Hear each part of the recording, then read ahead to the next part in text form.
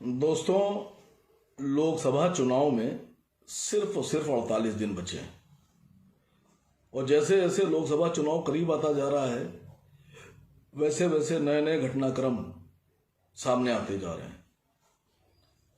पूरा का पूरा विपक्ष और हम सब मिलकर ये सोचते हैं कि भारतीय जनता पार्टी को सत्ता से बाहर किया जाए, भारतीय जनता पार्टी को लोकसभा चुनाव में किस तरह से मात दी जाए, प्रधानमंत्री मोदी को हराया जाए। इस सिलसिले में हर तरह की बातें की जा रही हैं, लेकिन मुझे लग रहा है कि जिस तरह से जिस तेजी से चुनाव करीब आता जा रहा है वैसे वैसे इंडिया गठबंधन में दरारें पड़ती जा रही हैं, फूट पड़ती जा रही है। अब आप बराबर से देखिए कि विपक्ष की जो लड़ाई है वो भारतीय जनता पार्टी के साथ है। सत्ता में बीजेपी है, नरेंद्र मोदी प्रधानमंत्री हैं और सबसे बड़ी बात जो देखने को आ रही है कि मोदी के जो साथ के लोग हैं वो मोदी को भगवान और भगवान का अवतार बनाने पर तुले हुए हैं। राम मंदिर तीर्थ क्षेत्र ट्रस्ट के जो अध्यक्ष हैं चंपत राय जी ने यहां तक कह दिया कि मोदी, प्राइम मिनिस्टर नरेंद्र मोदी भगवान विष्णु के अवतार हैं। वो मतलब विष्णु का अवतार बताए दे रहे हैं उनको। और दूसरी तरफ गठबंधन, जो विपक्ष का गठबंधन है, इंडिया गठबंधन है, वो एक दूसरे को राक्षस बनाकर सामने पेश करने पे उतारू हो गया है। सबसे पहले जो मामला सामने आया वो ममता बनर्जी ने बंगाल से ऐलान किया कि हम अकेले चुनाव लड़ेंगे, हम कांग्रेस गठबंधन के साथ चुनाव में नहीं जा रहे हैं। दूसरे नंबर पर फौरन के फौरन ऐलान हो गया भगवत मान साहब जो मुख्यमंत्री पंजाब है उनकी तरफ से कि हम पंजाब की सारी सीटों पर अकेले चुनाव लड़ेंगे, हम गठबंधन में नहीं रहेंगे। उत्तर प्रदेश का हाल आप देख रहे हैं। अब मसला यह है कि ममता बनर्जी ने ऐलान कर दिया कि हम चुनाव अकेले लड़ेंगे, हमारी बात नहीं सुनी जा रही। अधीर रंजन चौधरी अजीब अजीब बयान दे रहे हैं कांग्रेस की तरफ से। पता नहीं, मुझे समझ में नहीं आ रहा है कि कांग्रेस को जिताने के लिए अधीर रंजन चौधरी कोशिशें कर रहे हैं या राहुल गांधी को तबाह करने के लिए और कांग्रेस को हराने के लिए कर रहे हैं। मैं नहीं जानता अंदर की बात इनकी, लेकिन मैं देख रहा हूं कि आपस में भारतीय जनता पार्टी भी अलायंस में है और इंडिया गठबंधन से ज्यादा दल बीजेपी के साथ हैं गठबंधन में, लेकिन वहां किसी तरह की कोई ना एक दूसरे में टीका टिप्पणी है, ना बदतमीजी है, ना हमला है, ना किसी तरह का कोई बवाल है। वहां भारतीय जनता पार्टी के जो सहयोगी हैं वो पूरी तरीके से हर तरह से साथ दिख रहे हैं, लेकिन इंडिया गठबंधन जो है, जो भारतीय जनता पार्टी के खिलाफ है, उसमें देख रहा हूं कि मिनट मिनट में, पल पल पे, कदम कदम में एक दूसरे के साथ तकरार, तलवार और बाजी शुरू होने जा रही है। अब ममता बनर्जी को लगता है कि अधीर रंजन चौधरी कम्युनिस्ट पार्टी को जिंदा करना चाहते हैं। ममता बनर्जी को अपनी सीटें और अपना वोट बैंक खिसकता दिख रहा है। ममता बनर्जी नहीं चाहती हैं कि बंगाल का मुसलमान वोटर उनको छोड़कर कांग्रेस के साथ या सीपीएम के साथ दोबारा से चला जाए।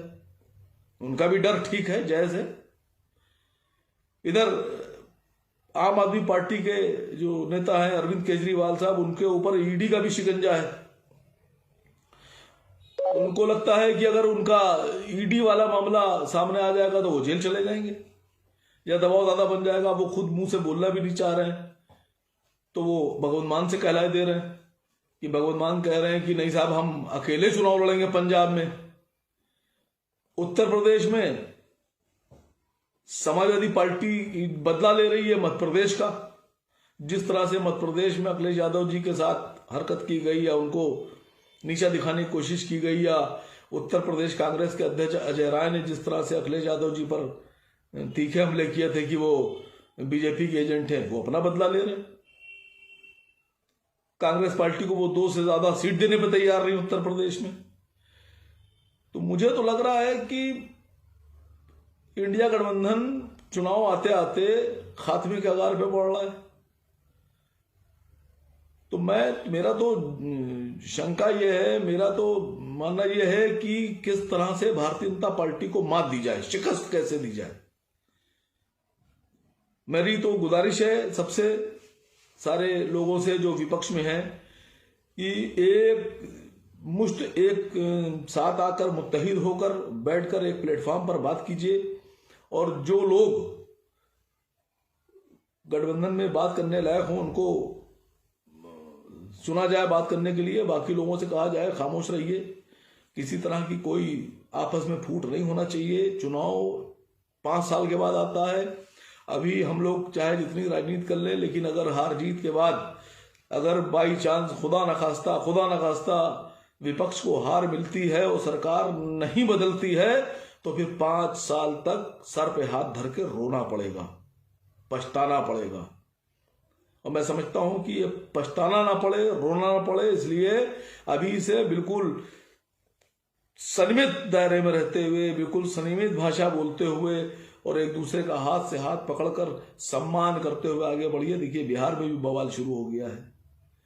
भारतीय जनता पार्टी की एक रणनीति देखिए आप, राजभर ने कितनी गालियां बकी, किस कदर बुरा भला कहा और कैसे अल्फाज इस्तेमाल किए योगी जी के बारे में और बीजेपी के बारे में। और देखिए वक्त पड़ा और बीजेपी ने उनको ले लिया। नीतीश कुमार के बारे में कैसी बातें थी, और देखिए वक्त पड़ा और अब चैनल्स पे सुबह से चल रहा है कि नीतीश छोड़ सकते हैं इंडिया गठबंधन को, जा सकते हैं बीजेपी के साथ।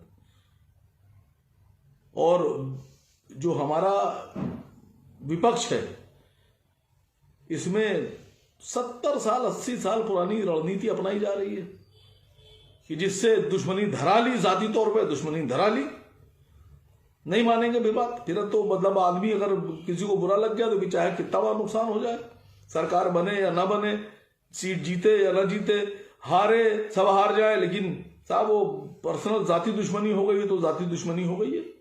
इस तरह से राजनीति नहीं होती है। मेरी सबसे गुजारिश ये है कि जनता आपके साथ है, जनता पूरी तरीके से आपके साथ है, लेकिन आप जनता को एकजुट कर रखना और जनता को पकड़ कर रखना विपक्ष की जिम्मेदारी है, हम सब की जिम्मेदारी है। तो कोई काम ऐसा मत कीजिए जिससे भारतीय जनता पार्टी को मजबूती मिले, भारतीय जनता पार्टी जीते। कोई भी काम ऐसा मत कीजिए। ये मौका है 2024 में भारतीय जनता पार्टी को हराने का, इसको हाथ से गवाइए मत, जाने मत दीजिए। और जैसा हो रहा है वो तो सबके सामने है।